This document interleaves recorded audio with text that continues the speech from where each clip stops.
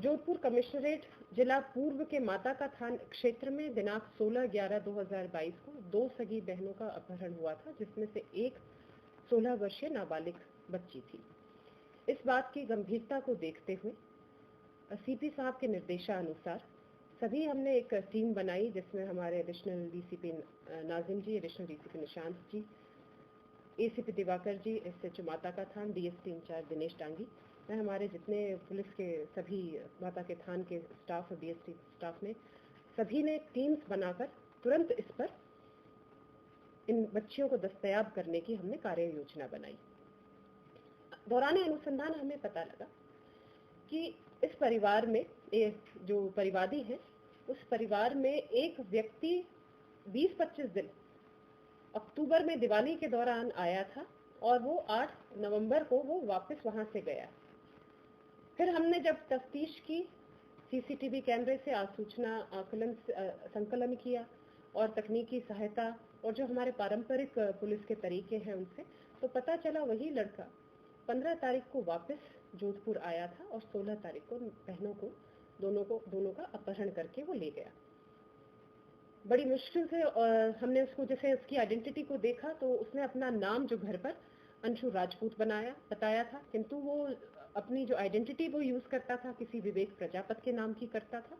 असल में वो व्यक्ति कौन है इसका किसी को कोई पता ही नहीं था, उसके आगे पीछे या कोई किसी तरह की हमें कोई सूचना नहीं थी, किंतु इसे हमने एक चैलेंज के रूप में लिया।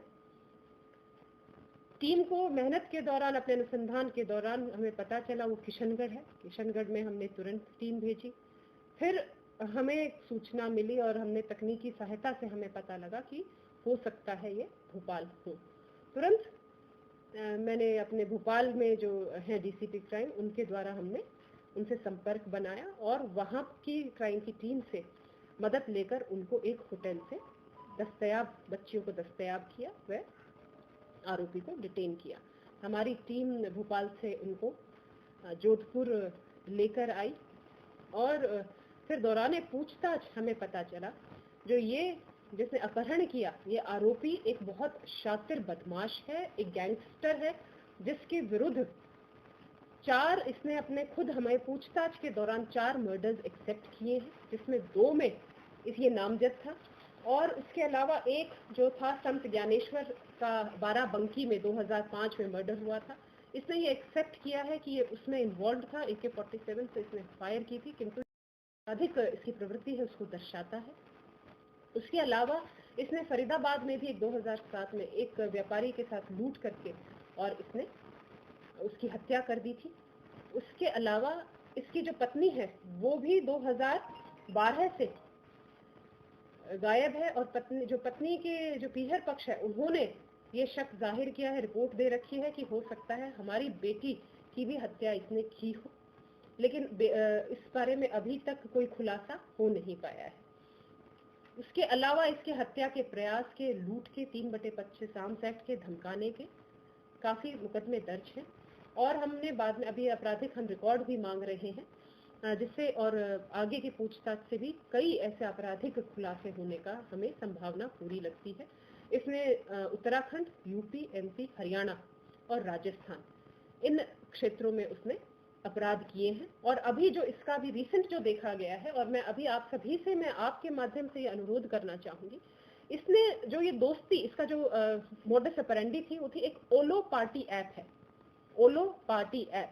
इसके माध्यम से वो लड़कियों से संपर्क में आता था, उन जो शारीरिक कमजोर जो महिलाएं होती हैं उनके साथ ये संबंध बनाता था और उनसे पैसे, धोखे से पैसे लेता था और उसी से ये अपनी जो अय्याशी की जिंदगी है उसको जीता था।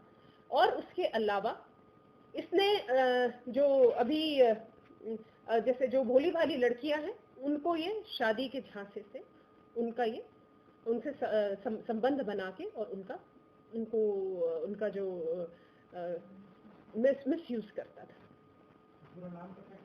हाँ, इसका हितेंद्र पाल, निवासी गिरीताल कॉलोनी, काशीपुर, पुलिस थाना काशीपुर, उधम सिंह नगर, उत्तराखंड। ये असल में हमने इसका पता भी लगाया कि व्यक्ति है कौन और इससे इतने बड़े बड़े खुलासे हुए हैं। जो कि मैं मानती हूँ कि हमारी पूरी टीम की एक बड़ी सफलता है। फरीदाबाद वाले जो मर्डर केस है उसमें तो ये अभी तक वांछित है, जो लूट विद मर्डर केस है उसमें अभी तक वांछित है। हम इसका पूरा आपराधिक जो डिटेल है वो ले रहे हैं और भी और कई खुलासे होने की संभावना है। महिलाएं हैं, इनके घर भी ये इस ओलो पार्टी ऐप के माध्यम से ही पहुंचा था। इसने इस ओलो पार्टी ऐप से इनके जो इसका भाई है उससे दोस्ती की और उसी के माध्यम से ही इनके घर में 20-25 दिन परिवार का सदस्य बनकर रहा और उसके बाद उसने ये घटना कारित की।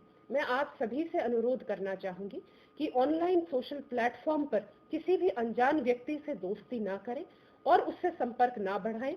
दूसरी बात, कोई भी अपनी ट्रांजैक्शंस पैसे उसके खाते में ना डालें। तो पता नहीं वो सामने वाला उसको किस आपराधिक गतिविधि में उसको यूज करे। अपनी डिटेल्स ना बताएं और उसको अपने घर में या उससे ना मिले अनजान व्यक्तियों से सोशल मीडिया प्लेटफॉर्म पर दूर ही रहे। सबसे बड़ी बात इसमें क्या लालच दिया था उसके भाई ने, अपने घर पर क्यों बुलाया है, ये सब है? बिल्कुल, वो जैसे उसने कहा था कि मैं नौकरी दिलवा दूंगा, पैसे दूंगा, मेरे पास इतना बड़ा कारोबार है, मैं इतने बड़े करोड़ों का कारोबार संभालता हूँ, तो लालच ही दिया उसने। उनको धोखे में रखा और नहीं अपनी रियल आइडेंटिटी बताई, अपना नाम कुछ और बताया। ये एक गैंग का लीडर है उत्तराखंड में। इसके जो विपक्षी गैंग है उसके द्वारा भी इसके ऊपर फायर किया गया था जब ये पुलिस कस्टडी में था। पुलिस कस्टडी के दौरान इस पर फायर भी 2 राउंड फायर भी किए थे और वो जानलेवा हमला था जिसमें ऑपरेशन के बाद, बहुत बड़े ऑपरेशन के बाद ये बच पाया था। अभी कौन सी धारा 363, 366 पॉक्सो, अभी हमने 3/4, 5/6 पॉक्सो एक्ट, 420, 467, 468, 376 में मगर इसका अभी इसके विरुद्ध जुर्म प्रमाणित कर हमने गिरफ्तार किया है। क्योंकि इसने जब हमने भोपाल से लड़कियों को दस्तयाब किया तो उनके कूटरचित आधार कार्ड इसने तैयार कर लिए थे। अगर मतलब भोपाल से हम मिस कर जाते तो फिर उनको शायद ट्रेस करना असंभव हो जाता। तो मैं अपनी टीम को इस चीज में बधाई देना चाहूंगी कि उनकी जो मेहनत है वो सफल हुई और इतने बड़े अपराधी को हम गिरफ्तार किया।